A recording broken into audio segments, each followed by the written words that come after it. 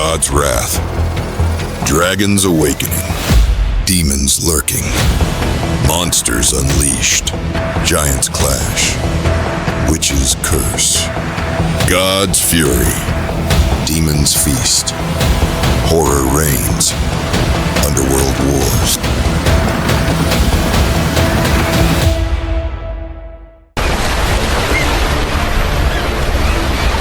The primordial sea writhed with rage, a tempest born of grief and fury.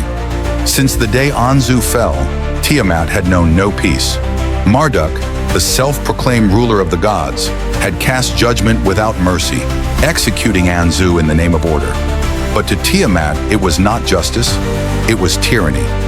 Marduk has overstepped his bounds. He has become a tyrant, twisting the heavens to his will. Anzu's death was only the beginning. If I do nothing, his rule will poison the cosmos itself. I will have my vengeance. I will restore balance. Tiamat's first step was to gather allies. She sought out Ishtar, the goddess of passion and war, knowing that even love had its grievances. Ishtar, we must speak. Tiamat, why do you darken this place of peace with your presence? Peace is an illusion under Marduk's rule. He claims to bring order, yet he sows only fear and death. You know this as well as I do. Anzu's fate was not justice, it was arrogance. Anzu betrayed the gods. Marduk did what he believed was necessary. Did he, or has he become too enamored with his own power? Today, it was Anzu. Tomorrow, it could be you. Stand with me, Ishtar. Together, we can bring down the tyrant.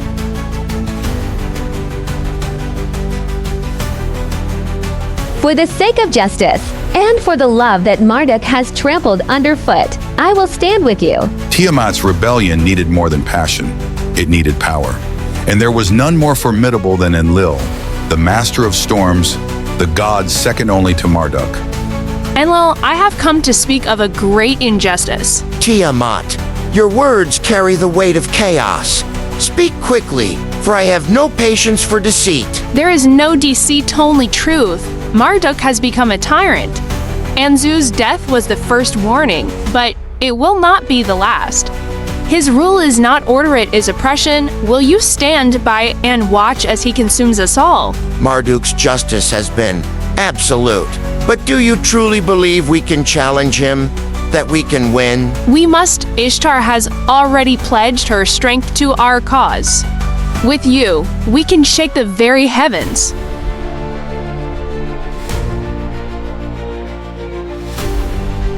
Very well. Marduk must answer for his rule. I will stand with you. The pieces were in place. The storm had begun to gather. Tiamat had sworn vengeance, and now, with allies at her side, the gods would tremble before the wrath of the primordial sea. The tyrant's reign ends now. With her allies gathered, Tiamat set her plan into motion. The heavens themselves trembled as the three gods, Tiamat, Ishtar, and Enlil, confronted Marduk. The balance of the cosmos hung by a thread. Marduk, your reign of tyranny ends today. Tiamat, what is the meaning of this rebellion? You murdered my brother, Anzu, and overstepped your bounds. Your arrogance will be your downfall. Marduk, you were once just, but now you are dangerous. We cannot stand idly by. You have become a tyrant? We must stop you before it is too late. You dare challenge me? You will regret this betrayal. We will see who falls this day. Marduk, prepare for battle. The sky above Eridu darkened, the heavens trembling as an ancient war began anew. Divine power surged through the air, and the ground beneath the gods quaked in anticipation of the battle to come. Tiamat, the primordial mother of chaos, struck first. Her body coiled and twisted, a living tempest of darkness. With a roar that shook the heavens, she lunged at Marduk, jaws wide to consume him whole. But Marduk, champion of order, met her strike with the Imholu, a divine windstorm, fierce enough to scatter the stars. Chaos and order clashed, sending ripples through the heavens. Ishtar, goddess of love and war, joined the fray. With the grace of a celestial dancer, she unleashed her arrows, each one tipped with the fire of passion and destruction. But Marduk was prepared. With a flick of his wrist, he cast forth the enchanted net, woven from the very fabric of order itself. Yet Ishtar, ever swift, evaded his grasp and retaliated with a dazzling flurry of blows.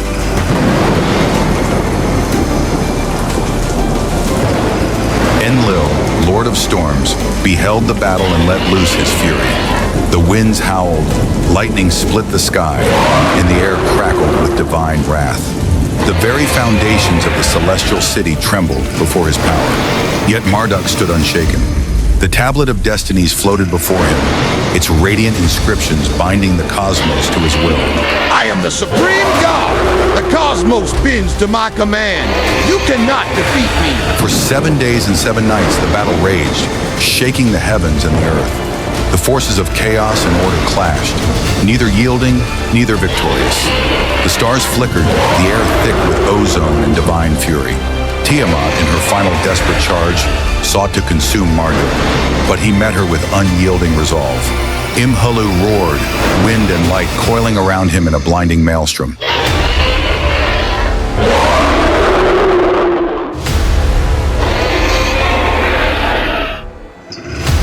As the 8th day approached, the battle stood at a stalemate. The gods, battered and weary, gazed upon one another, knowing the war was far from over. The heavens trembled, stretched thin by the clash of divine forces. Marduk, the supreme god, stood alone against the storm, the weight of the cosmos pressing upon him. Before him, 3 deities, Tiamat, Ishtar, and Enlil, stood united in defiance. Marduk, your tyranny ends today. For the blood of my brother, you shall fall. You were once our beacon, but now your rule darkens the stars. We will no longer bow before fear. This battle is for balance. The universe must not be bound by your will alone. Fools, you seek my downfall, but you do not understand the cost. The cosmos itself will unravel without my hand to guide it. Your rebellion brings only ruin.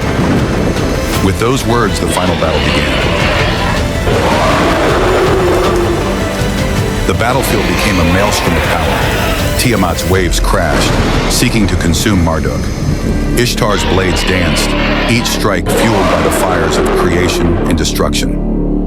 Enlil's storms roared, divine lightning arcing through the sky. Drown, Marduk, feel the wrath of the abyss.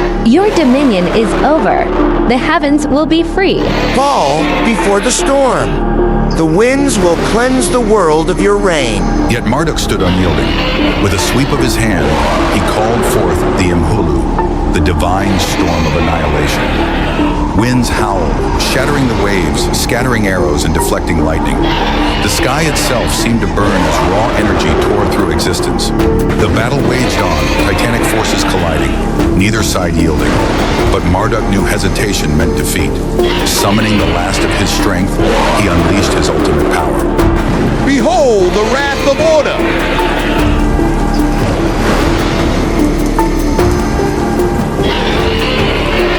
The heavens burned with the force of the cataclysm. The cosmos trembled, forever altered. And as the light faded, only one figure remained amidst the ruin. Victory had come at a cost. The heavens were scarred, the balance shifted, and the echoes of battle would forever linger in the fabric of the universe. The light of the explosion was blinding, hotter than the sun, brighter than 2 planets colliding. Even the gods themselves were forced to shield their eyes from its brilliance. In that searing radiance, reality itself seemed to burn away. What is this power? The heat, it burns like nothing before. This is beyond our understanding. But Marduk did not falter. In the heart of the explosion, he saw it. A flame neither of the heavens nor of the earth. A fire born from divine collision. A force beyond the cosmos itself. It was pure, unbridled energy. A power unlike any other. This flame must not be lost. The explosion had left the three gods gravely wounded. They were no longer the fierce warriors they had been. Now they were remnants of their former power. You sought to overthrow me, to cast the cosmos into chaos. For this, you must be punished. But your roles are too vitalized, cannot destroy you. Tiamat's eyes burned with hatred. Ishtar's gaze was filled with sorrow and regret. Enlil, the storm god, accepted his fate in silence. You are banished. You shall walk the cosmos no longer. The kingdom of the gods is close to you. You are exiled to the void. This is not the end. Marduk, you may have won today, but we will return. I once loved you, Marduk. But that love has turned to ashes. I will never forgive you. And so the fallen gods were cast into the darkness, swallowed by the void. The battle is won, but at what cost? The battlefield was silent, the heavens still trembling from the aftershocks of the divine war.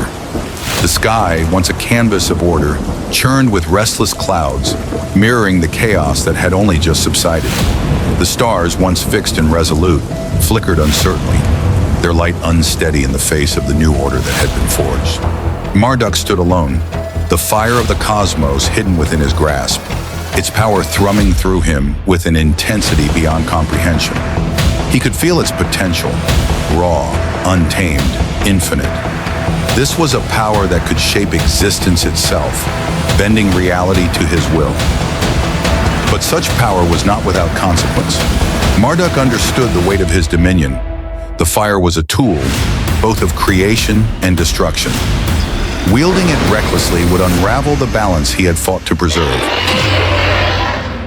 The war had revealed fractures within the divine order, whispers of discord among the gods. Though the battle was won, the universe remained fragile, and in the shadows of the void, the banished gods nursed their wounds, their hatred a smoldering ember that refused to die.